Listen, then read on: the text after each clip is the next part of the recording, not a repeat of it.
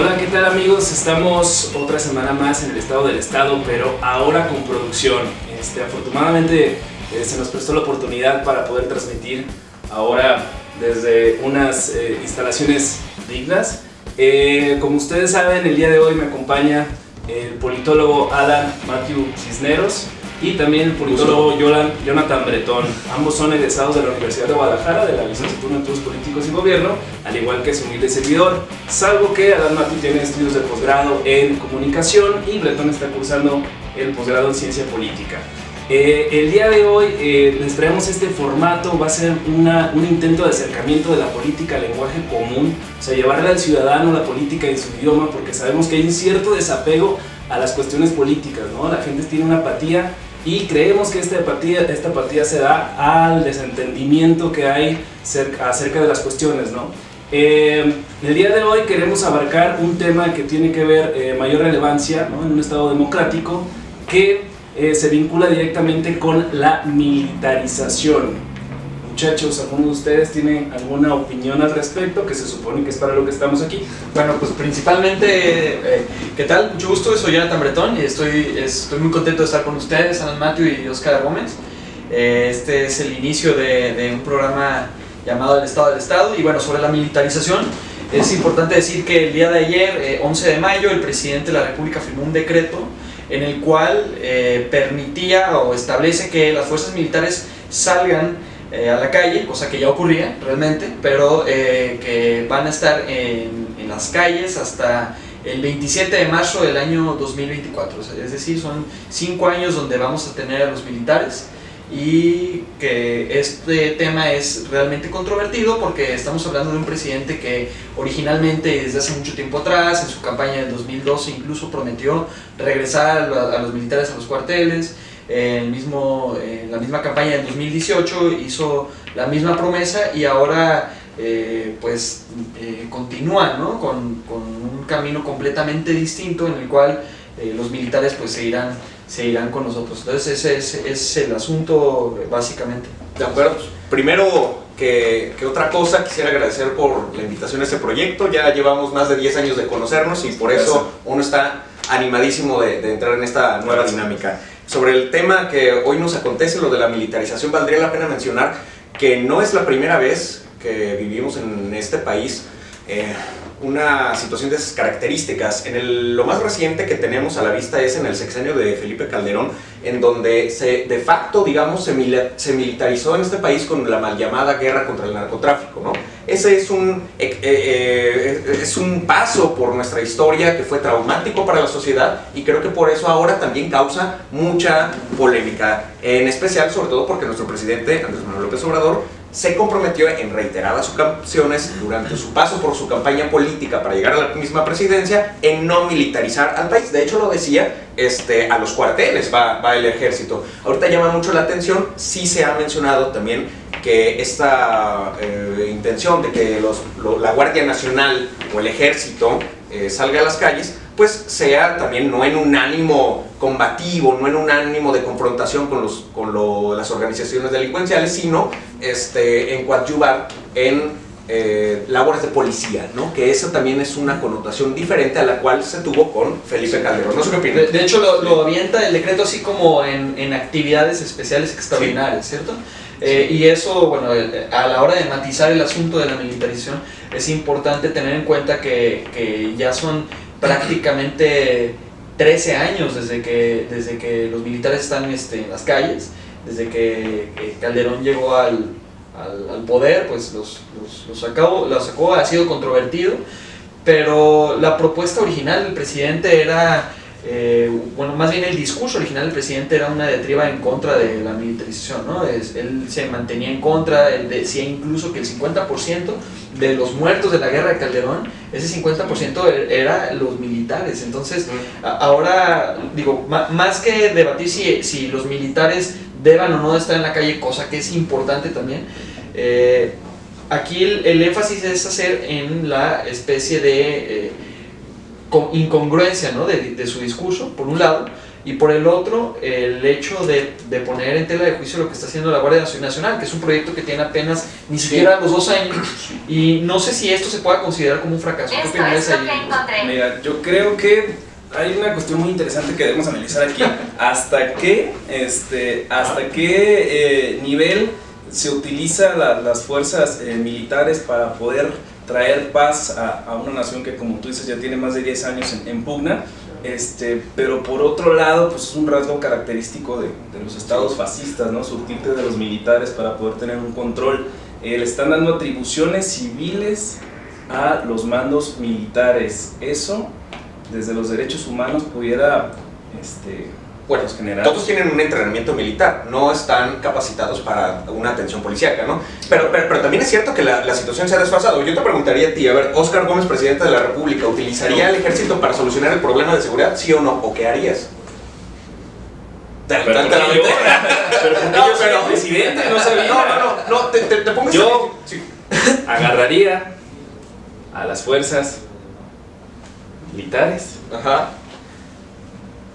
y no la sacaría del cuartel, sinceramente. Pensé que Yo no estabas creo que sea imitando democrático. Obviamente estaba imitando a Andrés Manuel. Sí. No me parece, sí me parece que atenta contra la democracia, porque sobre todo en esta cuestión de cultura, esta cuestión de cultura política y cultura civil, cuando dotas a una persona de autoridad y esta persona no tiene la capacidad, lo más que puedo, lo más seguro a lo que va a llegar es a actuar como estos policías que con poquita autoridad se corrompían, ¿no? O sea, se empezaban a meter o al business o a madrear al ciudadano.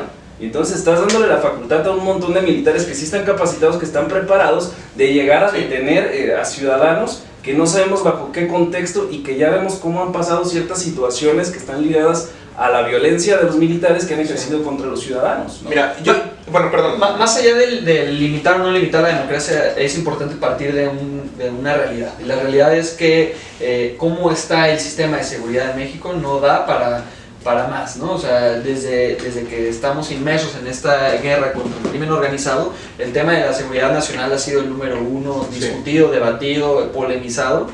Y bueno, yo personalmente, a la hora que tú hacías esta pregunta, estaba tratando de pensar qué sería lo mejor, si tener o no tener los militares en la calle.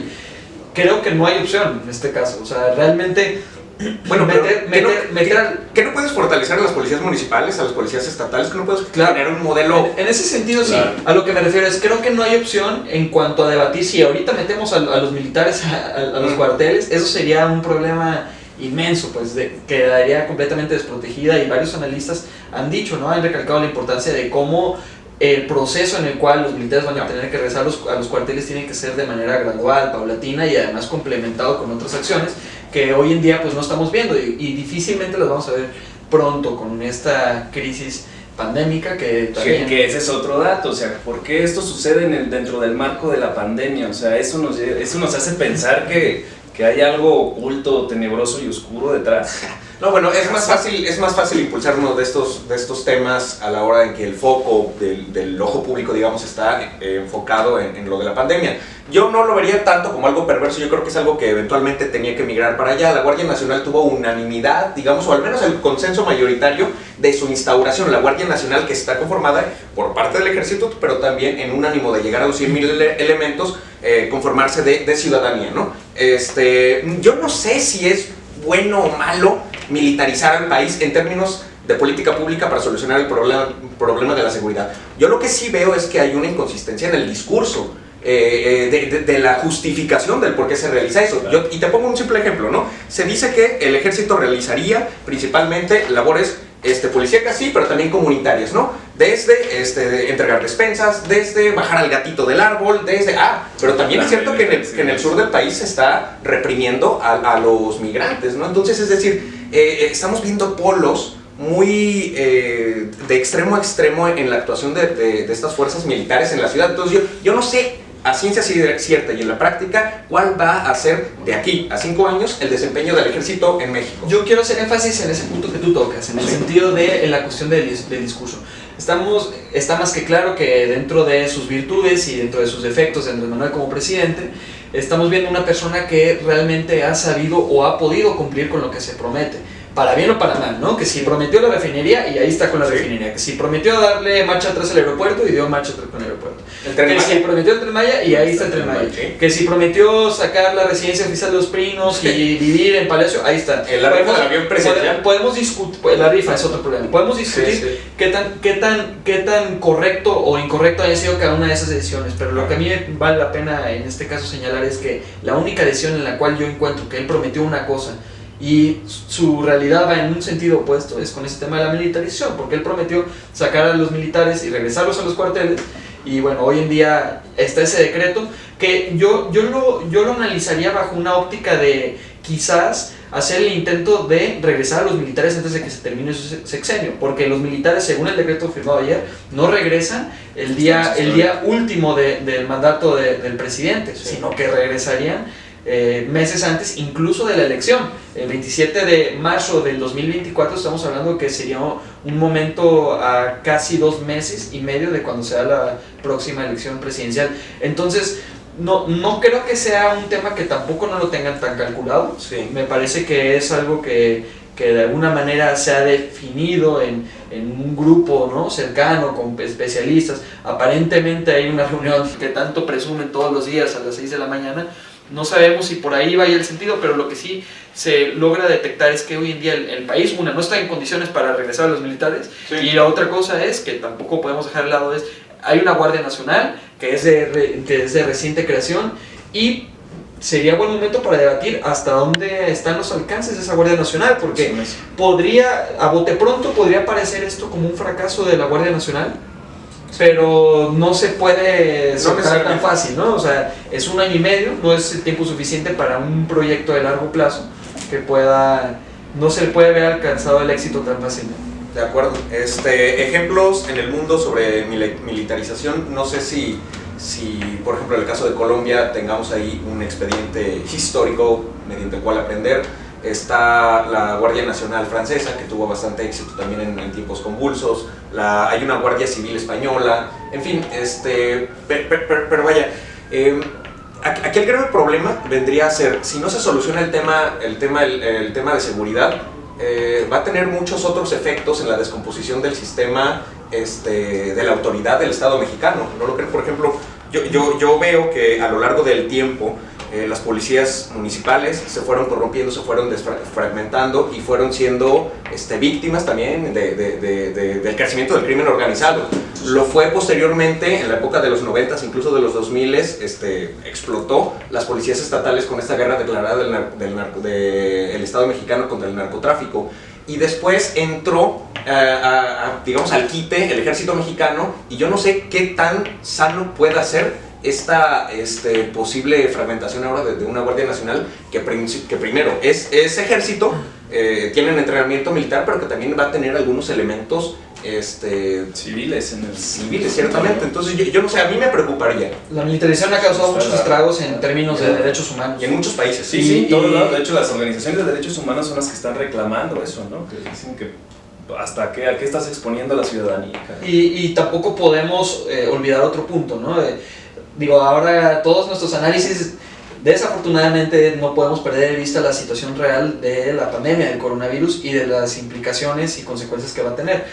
Muy probablemente estaremos lidiando, desafortunadamente, con una crisis económica que seguramente generará un descontento social tremendísimo, y no podríamos descartar en algún momento ver manifestaciones en las calles, o algún tipo de reclamo hacia cualquier tipo de figura de autoridad. Además que la delincuencia y el crimen organizado, específicamente el narcotráfico, no se ve para dónde pueda solucionarse pronto. Entonces, las implicaciones de tener el ejército en las calles significa que el tema de derechos humanos se va a seguir siendo controvertido, ¿no? Y ahora estamos hablando de que la Comisión de Derechos Humanos, pues qué tanta garantía nos puede garantizar, ¿no? Valga la redundancia, con ese nombramiento tan controvertido que tuvo, ¿no? La hija de Rosario de la Piedad. Sí, a mí me preocupa mucho la descomposición del propio ejército mexicano. Vemos en otros países que, por ejemplo en Bolivia, el golpe de estado vino en el ejército, ¿no? Sí. De hecho, Latinoamérica, salvo México. En Bolivia vino de un ejército, Paréntesis. pero se consumó en... Cuando se refieren al concepto de golpe de Estado, nuestros compañeros se refieren cuando los militares se rebelan contra el Poder Ejecutivo y lo sacan y ya se establece un orden militar. Bueno, que el golpe de Estado también puede ser, no nada más del ejército, puede ser de cualquier otra expresión violenta que toma por la fuerza ilegítima el poder, ¿no? No a través de métodos democráticos, etc. Bueno, pero perdón, te interrumpí, estabas diciendo. Sí, bueno, yo quería comentar que el golpe de Estado en Bolivia pues se consumó por las Fuerzas Armadas. Bueno, pero fue golpe de Estado, aquí los tres coincidimos. Se dio dentro de un proceso también controvertido en un palacio legislativo, precisamente en el Senado. Pero bueno, para no salirnos del tema y regresar al asunto que pues está caliente, ¿no? Prácticamente firmado el decreto el día de ayer. Pues sí, son unas implicaciones que tendríamos que estarlas analizando pues constantemente, ¿no? No se ha visto esfuerzos, incluso en un tema de gobiernos locales no se han visto esfuerzos para reducir la violencia. Entonces, seguramente, y tratando de tener en cuenta la pregunta que hacía Oscar, pues no sé si ellos sepan algo que no sepamos nosotros, quizás dentro de los cálculos que tengan, y no como una cuestión de conspiración, pero sí como un tema de análisis de seguridad, quizás ellos tengan calculado que la situación con esto que hablábamos, que es la crisis económica y el coronavirus y todo, pueda estallar a niveles máximos la violencia, ¿no? O sea, cada vez parece imposible que los muertos por el crimen organizado superen la cifra del año anterior, y sin embargo es una cifra que pasa y se da. Entonces, mira, eso pudiera ser, ¿no? La implementación del ejército en las calles como método de control, en el mejor sentido de la palabra, ¿no? En un eventual caso donde estalle, ¿no? La situación. Sí. Entiendo. Pues está crítica la situación, veremos el análisis cómo se va formando ya con diferentes opiniones de la sociedad. Esperemos que les haya quedado algo de esta conversación que tuvimos entre politólogos. Les vamos a dejar por aquí en algún lugar de todo esto las redes para que nos sigan. En Twitter tenemos el Estado del Estado, también tenemos una página en Facebook y por supuesto un canal de YouTube. Muchas gracias Matthew Cisneros por estar aquí, muchas gracias Jonathan Bretón. Mi nombre es Oscar Gómez, adiós.